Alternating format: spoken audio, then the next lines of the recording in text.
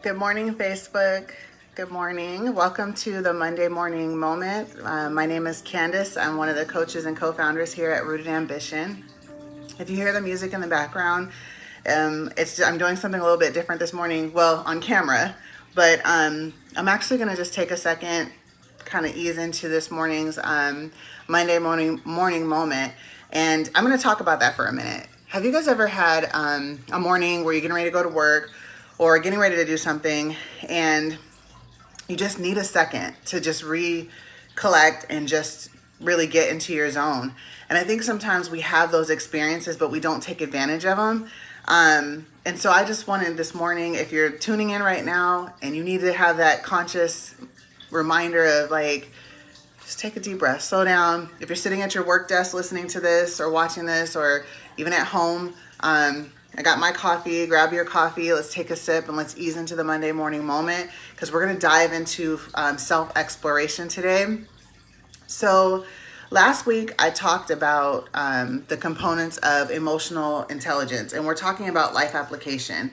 A lot of times we learn these things from a psychological standpoint about emotional intelligence, but okay, that sounds good and great, but how does it apply in my day-to-day life? And so my goal with this series is really to focus on how we can actually apply the information, because emotional intelligence is one of the most powerful tools that you will have and that you can use in your day-to-day life. So come on in. Good morning. If you're just joining us, we're kind of having a little bit of coffee and easing into the morning peacefully as we go into exploring self-awareness, more so getting to know ourselves.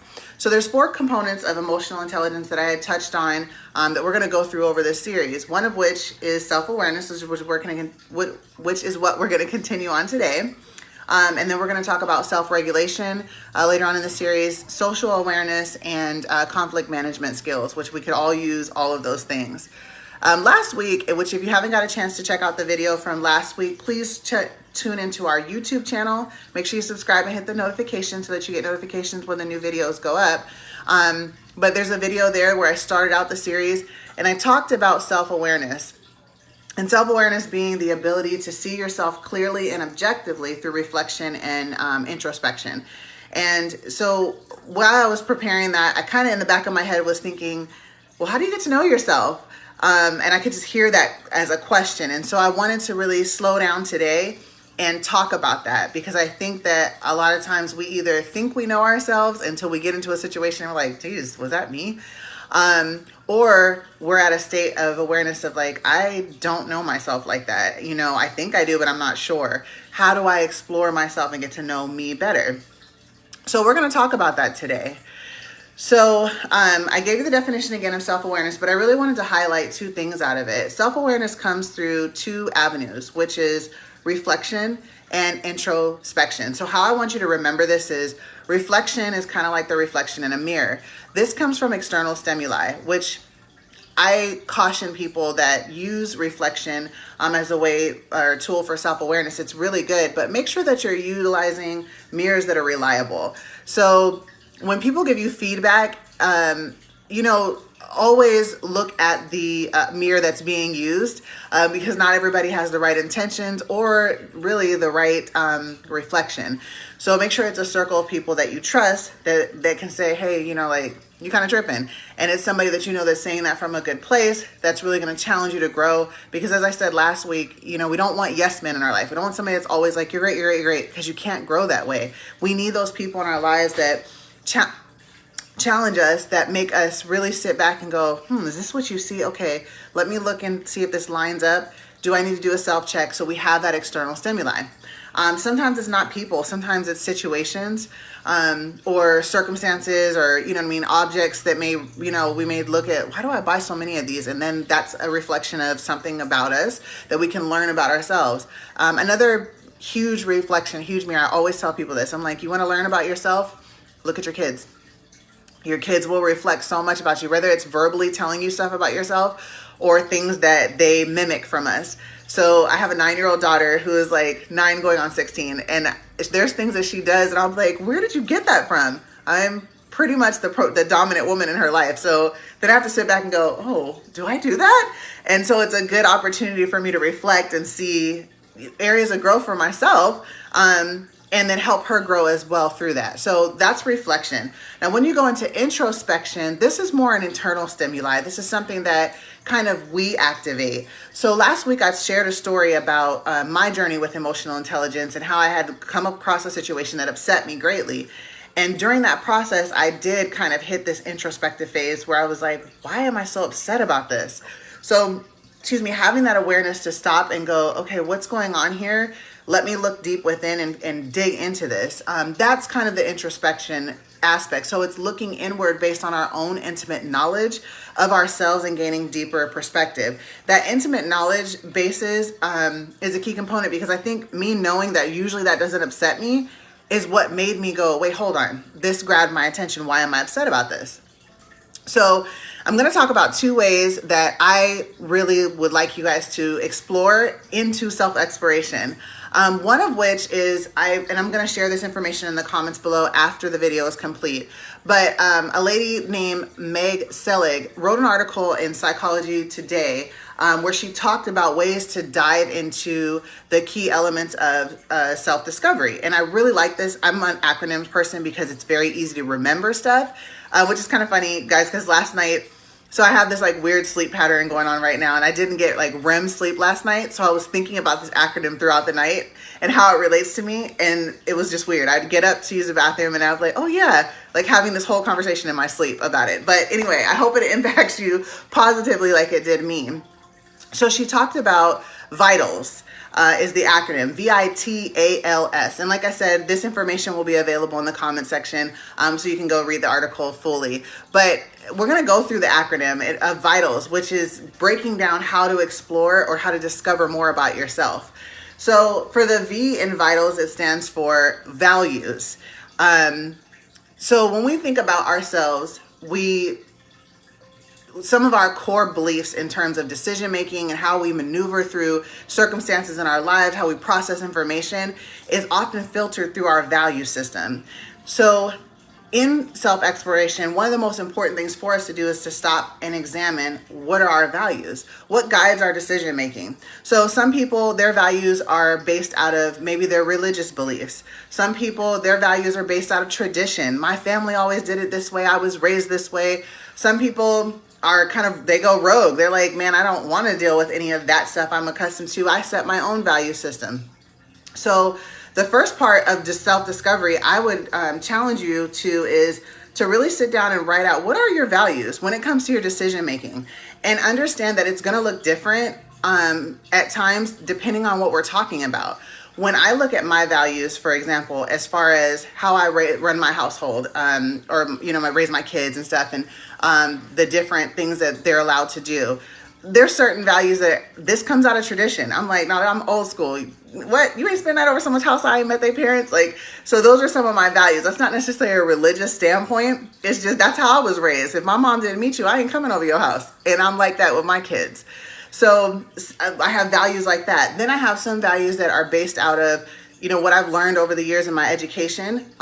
So for example, there's certain things in parenting that I do that my mom is kind of laughed at. She's like, I wouldn't do that, and there's things that I do because based off of what I've learned through my journey and my degree in psychology, I feel like it's beneficial to my kids' communication, development, and growth. So that's how I run that aspect of my parenting.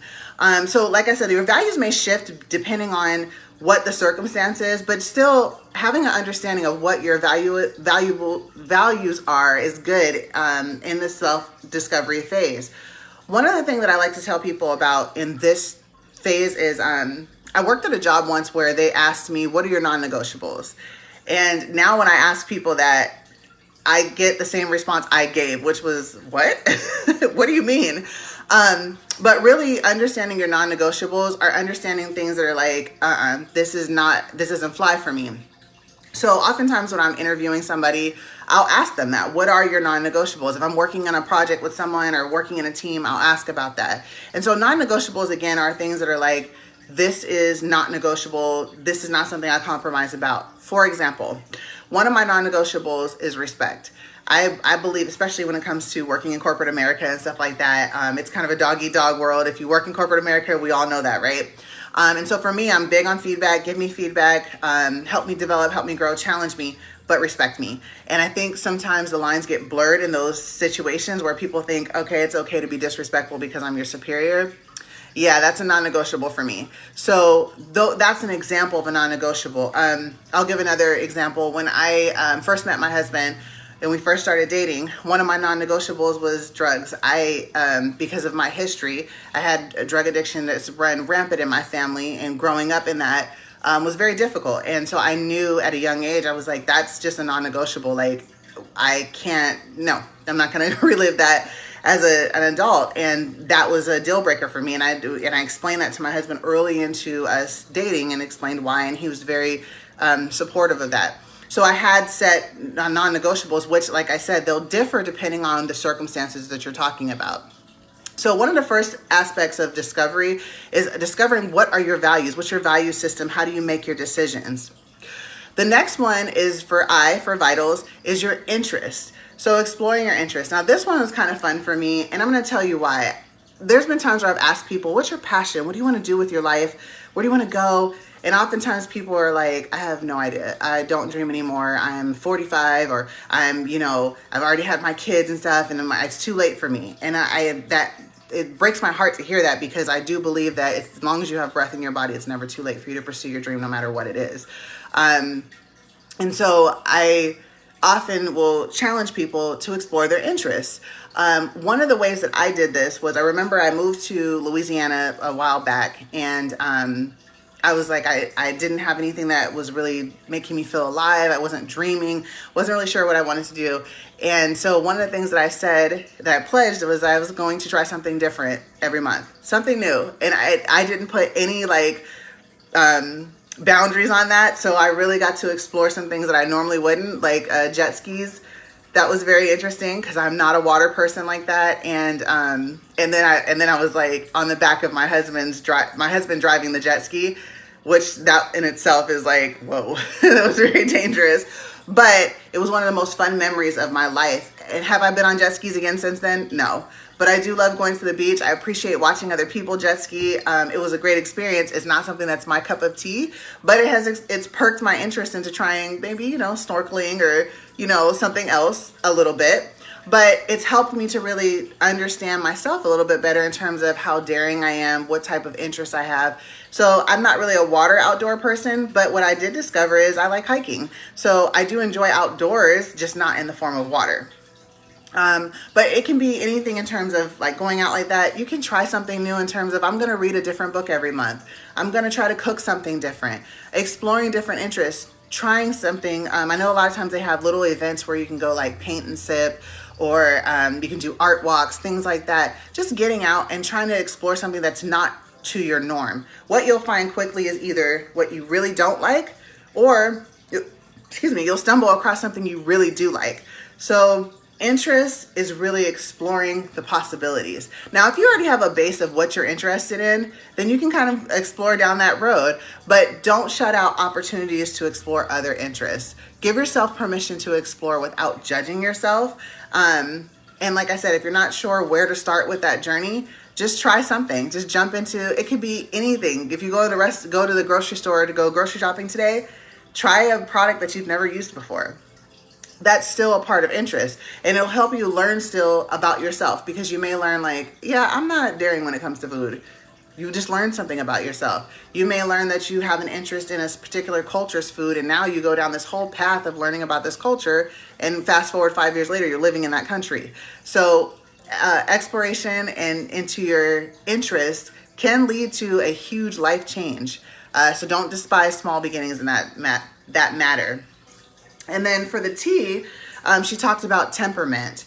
So with temperament, to me, that's something that can be difficult to really explore on your own without using like external tools to kind of understand, okay, what is my temperament like? Sometimes we'll say, that person is just like that. I know I've had people say stuff to me and I'm like, they're just moody. They're just a moody person. Or they're always silly, or oh, they're talkative. We kind of know those characteristics about them, but when it comes to trying to describe ourselves that way, sometimes it's difficult to learn that. So I've learned certain things about myself through taking tests such as the Myers Briggs Test. If you haven't heard about that one, I'm going to post the link as well in the comments, where you can take that test for free. It's a psychology test. So if you're like me, which like I'm a psych major, so I'm totally into this stuff, but it really is cool because it'll ask you a series of questions, but it's going to give you tons of information about your personality, your temperament, not just from like a day-to-day, but also from like how you are in terms of your career, how you are in parenting, how you are as a involving children, romantic relationships. It kind of gives you a whole look about yourself through that website and getting that, through that test and getting that feedback back. But it'll tell you kind of your strengths and weaknesses as well. So if you're not really sure about that, or you're trying to learn more about your strengths and weaknesses, the Myers Briggs test is a really good one to take. Oftentimes in corporate America, they will encourage you to take it because it's a tool you can use to leverage yourself in the pursuit of success within corporate America. So if you're working a corporate job and you haven't taken this or you're not familiar, I'm kind of surprised, but I'm going to post the link so you can take a free test and get some more information about that.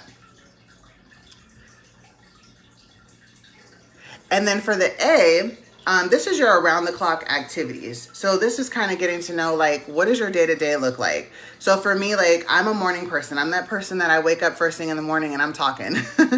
My poor husband. So, and I mean, I'm not talking about surface stuff. I'll be like, you know what I was thinking about the other day? And I have like this deep conversation at 6 o'clock in the morning, 5 o'clock in the morning. But my husband, thank God, is very compatible. He's right there with me. At first, and when we first started dating, he was like, it's too early for this crap, but he's gotten used to it over the years and stuff. So I know that I'm definitely a morning person, more so than I am a night person. At night, I'm kind of like in my zone on my phone, or, you know, dozing off pretty much. I'm not a night person. I don't go to late events. So I know that about my day to day. I know that I like quiet. So I'm usually, if I'm home alone, the TV doesn't come on. I just like it quiet. I'll play some music, but that's kind of my day to day ticks and quirks, I guess, a couple of them. So exploring yourself is kind of stepping back and going, what does my life look like? Like, what is my ideal life? What does it look like right now on a day-to-day basis? So you know where you want to go and kind of where you are.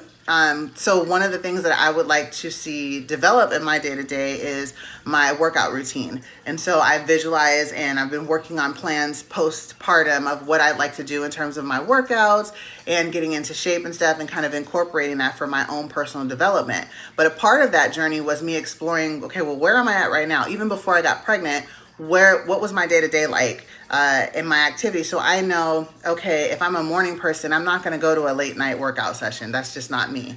But I would highly likely go to an early morning hike or something like that. So those discoveries, self-discovery key components can help you with even progressing in your goals. And then the L for vitals is your life mission and meaningful goals. So this one I really was excited to talk about, because I think when we often bring up life mission, especially if you come from like a religious or a spiritual background, we often think like this grand scheme. I hope my live is not messing up. I'm so sorry if it is. My phone's been acting kind of crazy. So here we go. So we often think about like this grand scheme, this one ultimate call that we're supposed to do, and that's the only thing we're supposed to fulfill. And we have this tunnel vision about this one particular call, and we put an immense amount of pressure on ourselves to fulfill that one thing. So what I want to kind of point out in this is that it doesn't necessarily mean this whole life mission, this is it. What it means is something that you want to accomplish in your life overall. It can also mean just meaningful goals. If you don't have this ultimate dream or this one specific life purpose in mind, that's okay. Most people don't.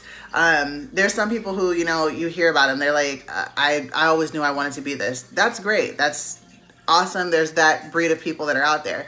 But there are a good majority of people who are like, I'm not really sure what I want. I have a lot of great talents or a lot of great gifts, but I'm not sure what it is that I want to do. And that's okay. So don't think of this as some grand purpose, but rather your targeted goals.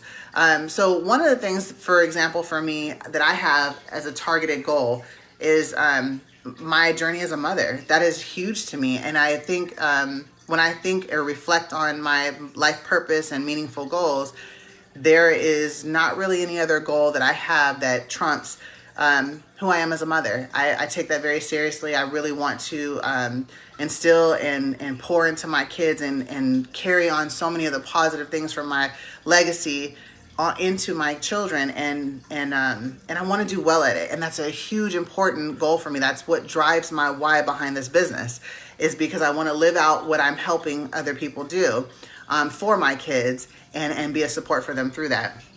So is that my ultimate call of just being a mother? That's the sole thing I'm supposed to be in life? No. Being a coach, I really want to be a coach that's transformational. I want people to continue to tell me how their work with me has changed their life for the better, and how they've been able to grow and affect other people. I want that to be a part of my legacy, but that is not my sole purpose here on earth. I have many gifts and many purposes that I intend to explore and fulfill.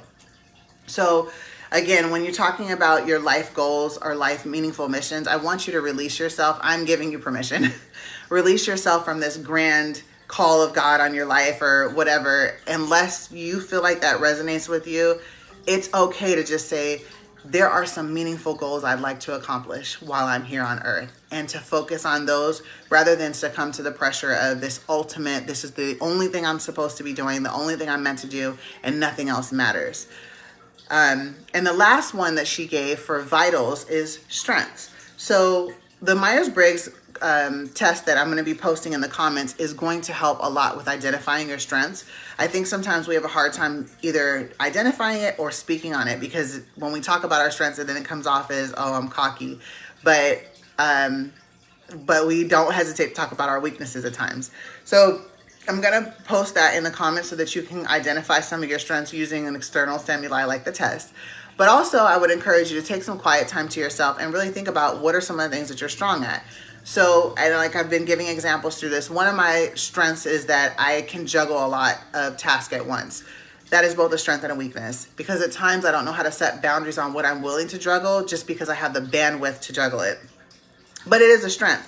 So because of that, it can be a strength, but it can also be a weakness. So because of that, I had to not only learn where the line divides between strength and weakness, but understanding how to reinforce those boundaries. Because what happened was I'd have people around me who identified that as a strength and then used it to my weakness. So this is another reason why self-discovery is so important, because it's understanding your gifts, your talents, yourself, your values, your strengths, but also how to manage them, because you don't want to get burnt out or those gifts and stuff be abused. And so the Myers-Briggs, if you don't know or you're not sure, or you know but you still want to explore it, I highly recommend taking that test that I'm going to be linking in the comments, and see what you come up with and learn about yourself. I would love for everyone who watches this video and does the Myers-Briggs, even if you've done it before, they recommend you do it no sooner than 6 months apart. So at least 6 months or more, because sometimes it changes. Mine changed over a couple years. But if you take the test, leave in the comments any feedback that you learned about yourself. I'm so curious. That is one of the most fun things about this test, is really learning that about yourself. So again, it's a psychological test that'll help really get you a base point to explore yourselves. Now, while going on this journey, and I'm going to wrap up here really quickly, while you're going on this journey of self-discovery, there's a couple things that I do want to share with you, or just to encourage you with. It's not an easy journey. It's not always comfortable. Growth isn't always comfortable. Think about it when you were a child and you started going through like that pre-pubescent age, and you had like the aches in your legs because you're growing so fast and stuff. It's not going to kill you, but it's not comfortable always. But what I want you to remember is that growth is necessary, right? Especially for change and things like that. But it's a good thing. And exploring yourself and getting to know yourself more on an intimate level is only going to be a more powerful tool for you as you go forward for your day to day. So even if it's uncomfortable, keep walking through it. Learn more about yourself. If you find something you don't like about yourself, it's okay, because you have the power to change. And here at Rooted Ambition, we grow. We grow together. So as I'm going through this and I'm talking to you guys about these points, I'm going through my own growth process. and I'll share my journey with you, and I hope that you'll share with me. But it's okay. A while back when I was in college, I remember one time talking to a really good friend of mine, and I was like, I just don't like myself. What I knew of myself at that moment, I didn't like. And it wasn't like I was a mean person necessarily or anything like that. I just didn't like myself. I didn't like when I looked in the mirror, not just on a physical level, but just overall, I just didn't like myself, and I didn't know what to do. And I remember she told me every day, get up and look in the mirror and stand there until you start to like what you see. And it wasn't about putting on makeup. It wasn't about, making sure my hair was perfect. It was about really looking into myself, not just the reflection of the physical reflection in the mirror, but looking at myself and being proud of who I saw. And I took and accepted that challenge, and I literally started getting up. And the first couple days I felt stupid. It was really weird. I was just like, okay, I just see the same person. But as I kept going, I started going down the mental path of, what is it that you don't like? Why don't you like? Is this something you can change, or is this something that you need to accept? And as I did that, I grew, and I can honestly say I'm at a place in my life where I really like what I see. Flaws and all, I really like myself. I think that if I was somebody else, I would really want to be my own friend. And that sounds really arrogant to say, and in some spaces, but I'm actually proud to say that. But it took time, it took journey, it took self-exploration of really understanding who I am, who I had the power to become, and walking in that power. So I hope that this series is going to help you to do that. Like I said, I'm going to link all the information in the comments. If you take the Myers Briggs test, please, please, please share and comment. Let me know what you learned about yourself, what you got out of it. Even if it's like, this was a waste of time, I didn't get crap out of it. That's okay. I still love the feedback, like I said. And let's do this, guys. Let's go on this journey of growth. Next week, I'll be continuing up on the series about emotional intelligence and the life application of it. I hope you'll join me. Please make sure that you subscribe to our YouTube page. Here we go. Bye.